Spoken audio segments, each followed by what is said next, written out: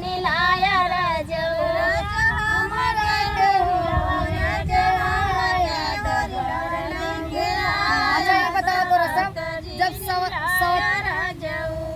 तो दोस्तों एक बात हम पूछना चाहते हैं कि ये गाय सी गनवा जो गाय हुए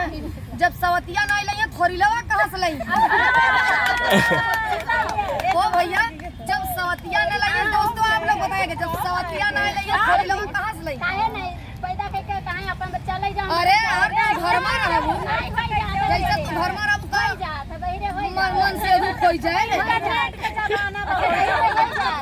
डाउनलोड कर जरूर बताइएगा कि जब साथ नहीं आएगी तो जब मेरा रुए रहे कहाँ सोए नेट पे इंटरनेट ठीक है मैं ये गूगल की सर्च कर ली बंद कर दो बंद कर